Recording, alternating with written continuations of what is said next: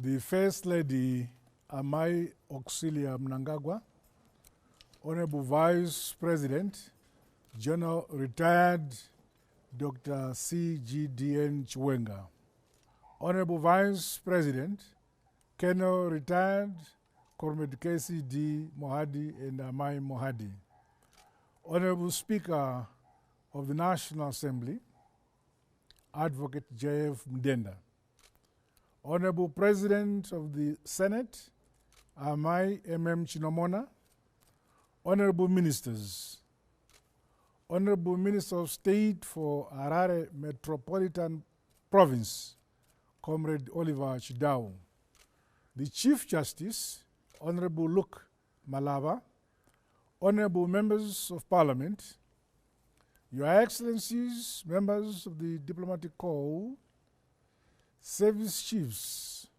families of the heroes of our liberation struggle, war veterans, war collaborators, ex-detainees and restrictees, traditional leaders, ladies and gentlemen,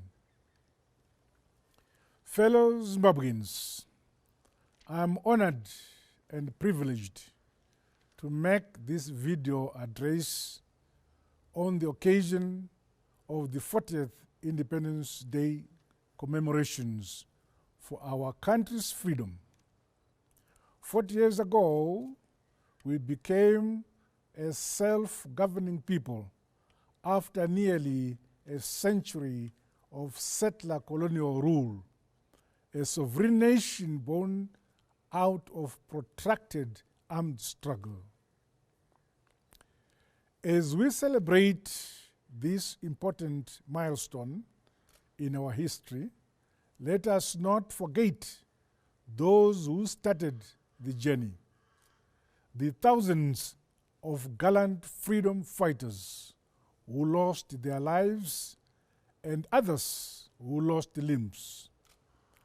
All of them made sacrifices so that we can today stand tall as masters of our own destiny, a free people in our own land.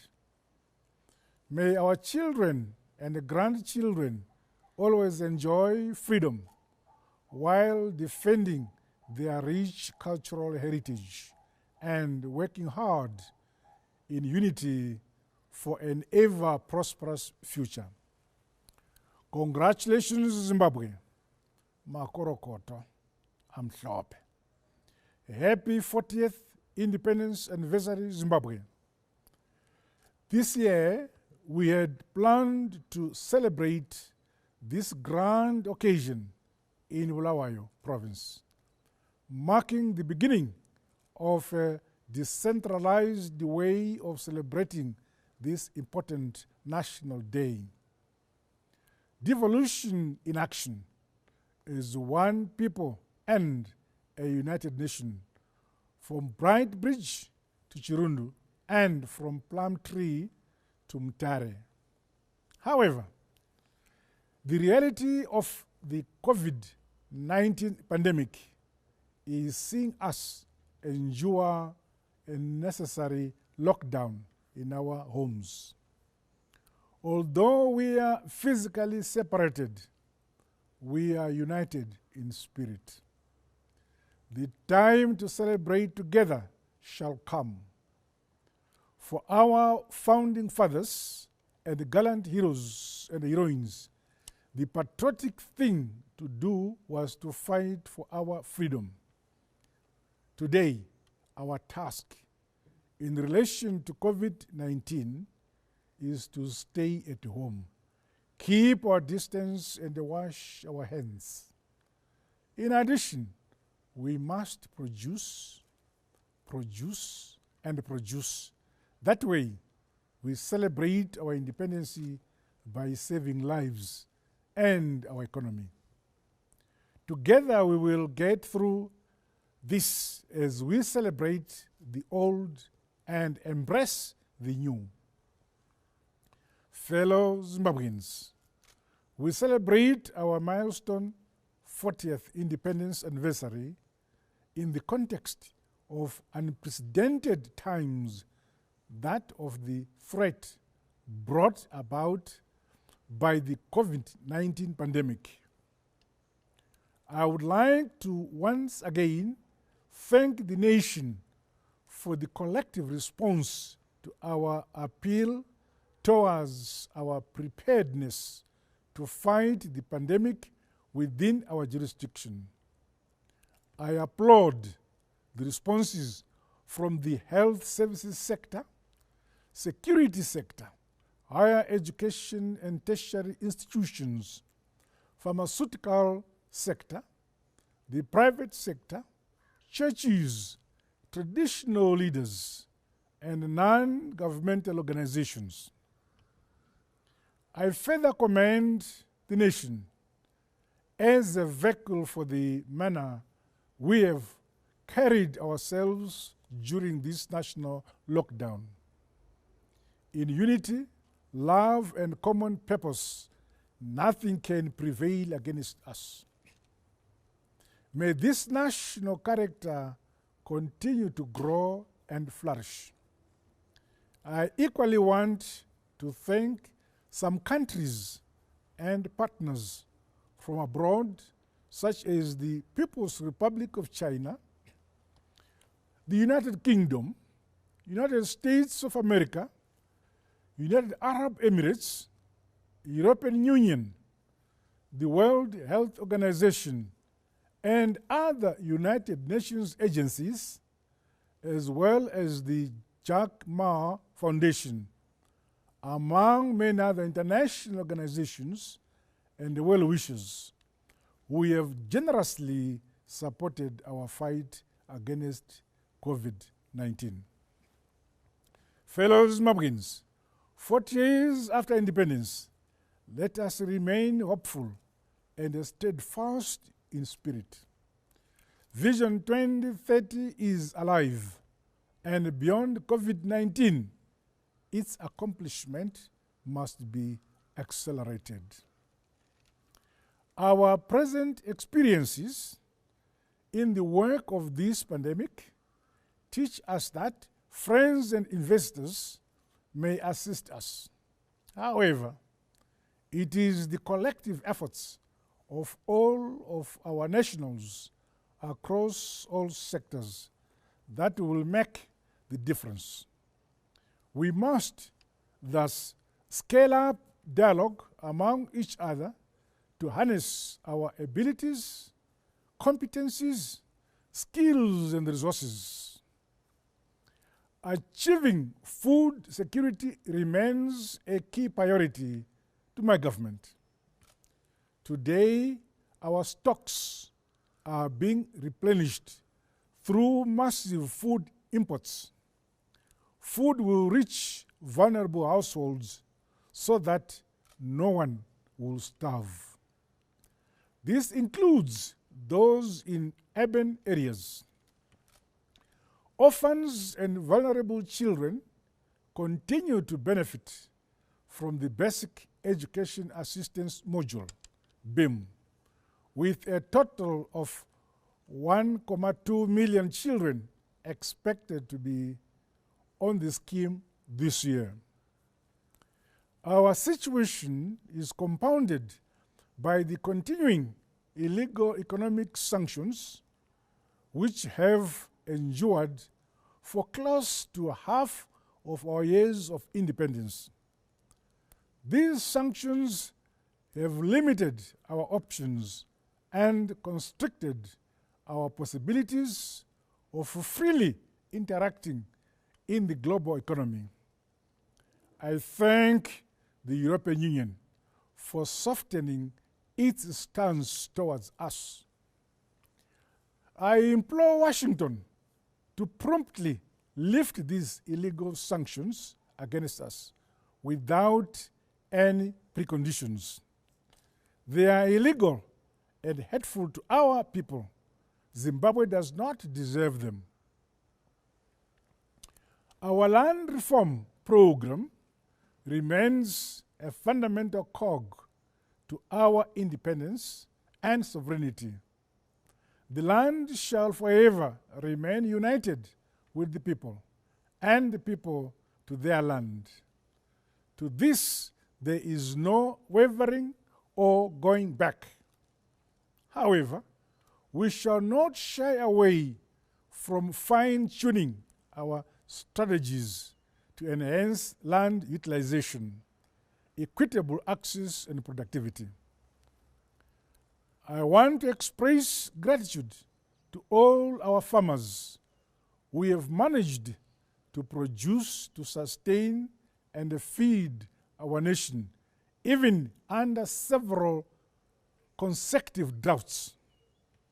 Henceforth, our thrust is to make our agriculture adapt to climate change. The more than $500 million set aside for the rehabilitation and expansion of irrigation projects countrywide has marked the emphatic implementation of smart agriculture. The expansion of grain production to broader variety of traditional crops besides maize will eventually yield the desired benefits. Government will continue to put in place the appropriate incentives to encourage this new trajectory. The Presidential Input Scheme and other smart agriculture strategies outlined in the Agriculture Recovery Plan are being consolidated to enable beneficiaries under these schemes to excel. Meanwhile, the mechanization project is on course, with more agricultural equipment coming in from across the world. Beyond grappling with the COVID-19 pandemic, we have to keep our economy functional. Unavoidable shocks and disruptions must be mitigated. Once the lockdown is over, we must all get back to work with discipline and harder effort as we ready ourselves for a speedy economic recovery. The silver lining to the present global health crisis is the awakening of our national creativity and inventiveness. It is commendable that local industries and universities have become hubs for import substitution, starting with the essential materials needed for immediate use in our health sector. My administration is committed to support the manufacturing processes developed as part of our defense against COVID-19. It is the expectation that buoyant industries that meet our needs while serving regional, continental, and even global demand will emerge henceforth. Scientific research, development, innovation, and technologies for the vast economic spectrum towards greater value addition will be encouraged.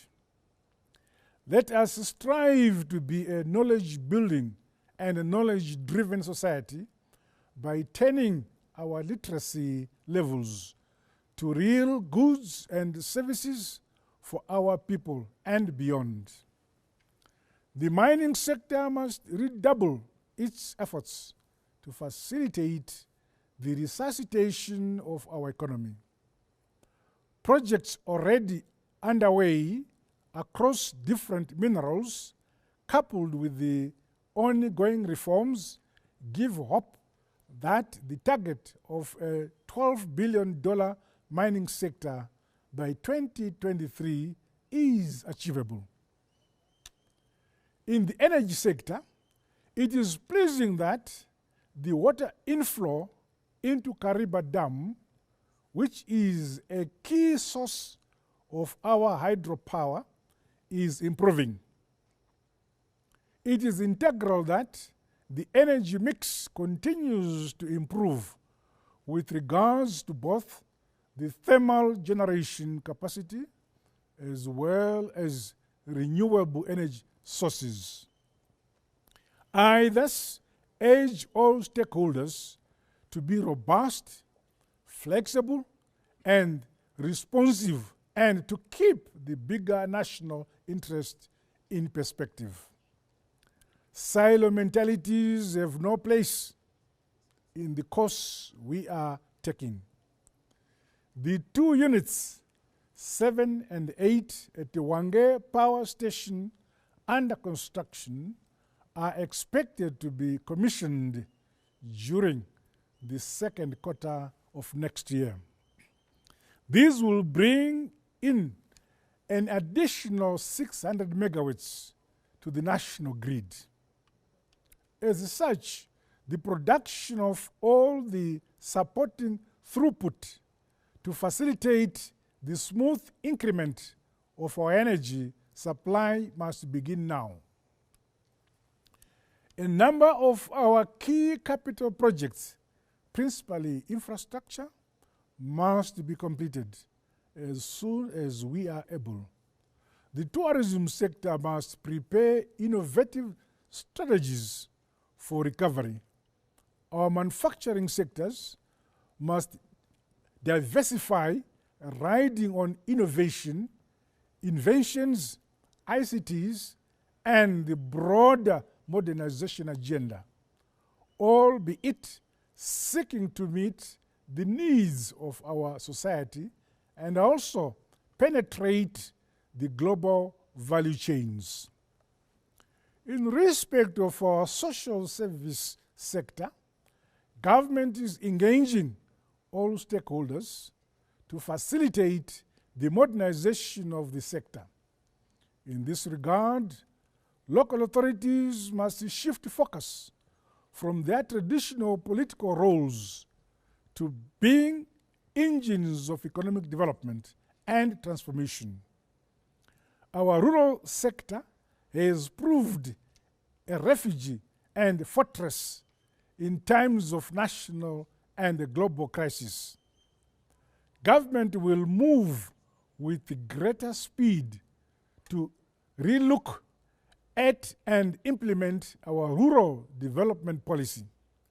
The need for suitable housing, sanitation, energy, along with accessible water, ICT and other social amenities in our rural areas should not be placed on the back burner of our national development agenda. Our towns and cities must also be modernized and the service provision enhanced. In this regard, my government will continue working closely with urban and local authorities to ensure a shared development vision and common pace. Roads are an economy and a key enabler to economic development. The widening and dualization of major roads from our own resources is the preferred strategy going forward. Meanwhile, our rural and urban roads must be constantly and timely maintained.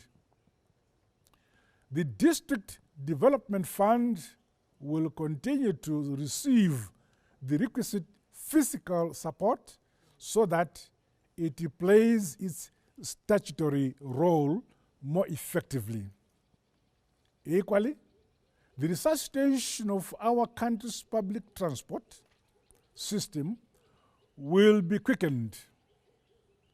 To date, it is gratifying that this subsector is showing pleasing results following the reintroduction of ZUPCO buses.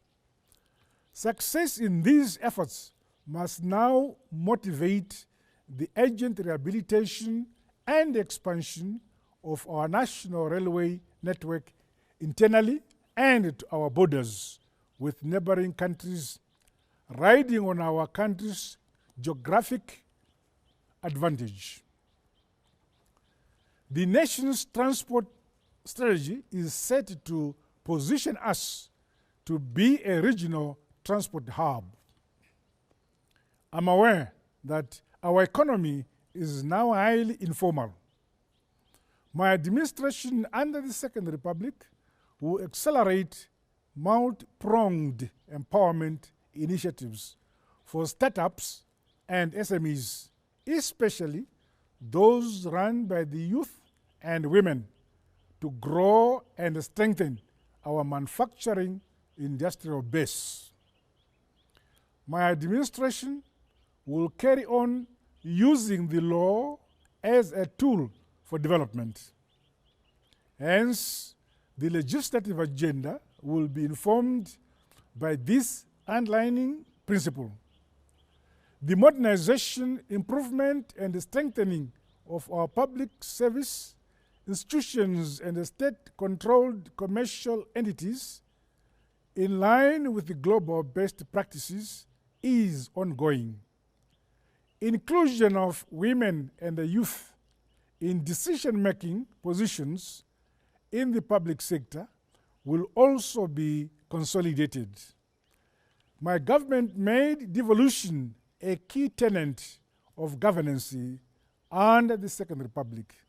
To this end, I'm happy that the constitutional requirement of devolution has taken effect and has gained traction. Fellow Zimbabweans, the culture of reconciliation remains a fundamental foundation for national unity and racial harmony. Consequently, our socio-economic stature since independence in 1980 has been greatly transformed.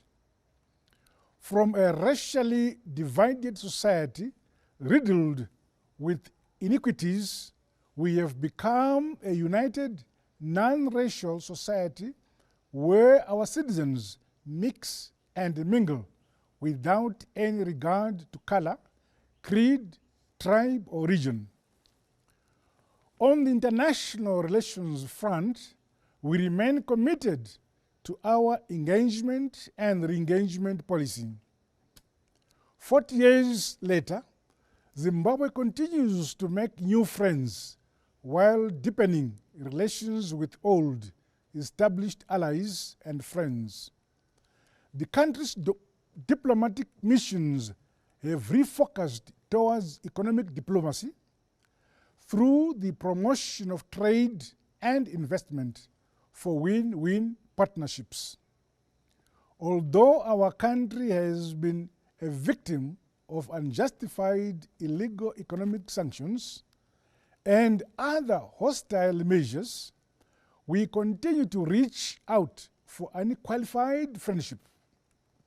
We harbor no ill will against any nation. Zimbabwe seeks and pursues friendship with all peoples and nations. We are further optimistic that those nations which have wronged and hurt us will realize that there is more to be gained from friendship and alliances. Meanwhile, we thank all those who have weighed in to call for the lifting of these illegal sanctions. The reforms to make our country more approachable through the adoption of global best practices have advanced. The Zimbabwe Investment Development Agency Act is now law and has seen the establishment of a one-spot investment center, which now has the requisite board and management in place. The special economic zones are also taking shape. These measures are evidence that the engagement and re-engagement as a national policy is being given effect through laws, policies, practices, and institutions. This is so our country move 15 places up the 2020 World Bank Doing Business Index. Let us all, in both the public and private sector, continue to make ourselves more attractive and competitive. In our region, we remain active members of SADC, in which we are the present chair of the organ on politics, defense, and security, while at bilateral levels, we are constantly reviewing and improving our relations to make them more responsive to the dynamics of our present economic realities. At the continental level, Zimbabwe is an active participant in the various institutions and organs of the African Union. To date, we have signed the Africa Continental Free Trade Area and acceded to the African Peer Review Mechanism, which promotes democracy and responsive governance.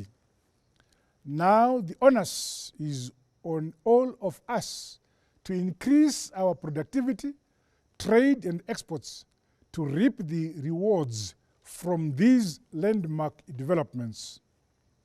With regards to Zimbabweans abroad, the Diaspora Desk, which is housed in the Ministry of Foreign Affairs and International Trade, is facilitating platforms and a space for the diaspora to play a more transformative role here at home. In the wake of the COVID-19 pandemic, government took a deliberate position to welcome home any and all Zimbabweans from the diaspora who want to come home. They are a part of us. However, all those returning must observe days of mandatory quarantine. Fellow countrymen and women, unity, peace, development, and hard work must remain the hallmark of our country. Violent disagreements and conflicts should never again be given leeway in our wonderful country.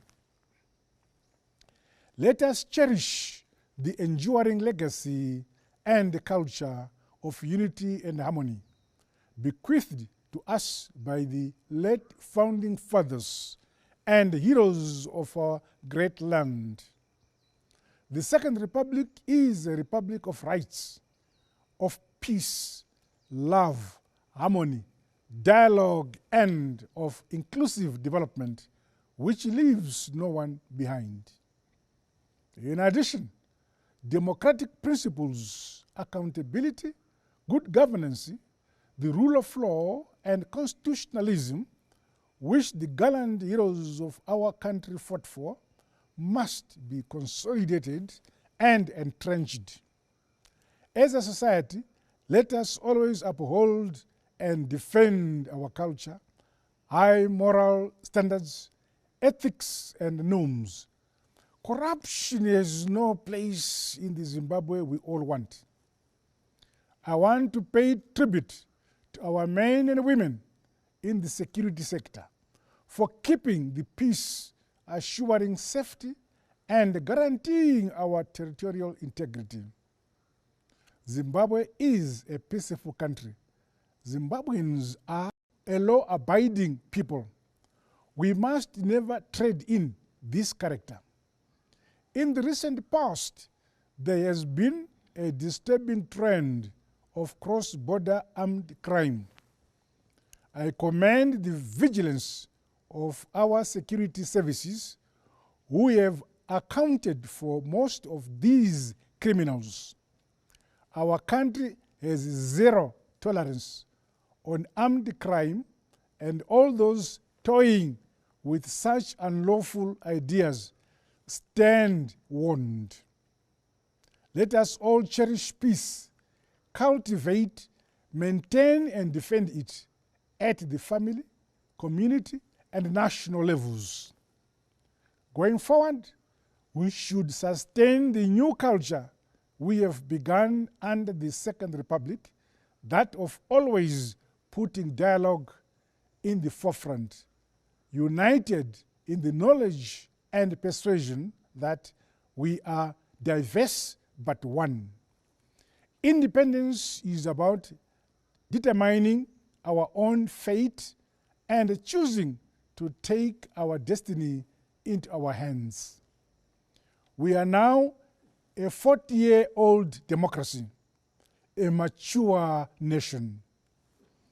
As we begin this important decade of action, may we never lose focus of the bigger vision to develop and modernize Zimbabwe towards an upper middle income economy by 2030. I therefore urge you all listening and watching to join me in seizing the moment with fighting spirit as gallant and fearless warriors towards a prosperous future. Through us, individually and collectively, the vision, hopes, dreams, and aspirations of those who lifted our flag and celebrated that first Independence Day 40 years ago must remain alive. Our beloved Zimbabwe lives. Our proud and free Zimbabwe lives eternally. Happy 40th Independence Anniversary, Zimbabwe. Congratulations, Amhlophe Makorokoto. Long live Zimbabwe. Long live our independence. God bless you all. God bless Zimbabwe. And thank you.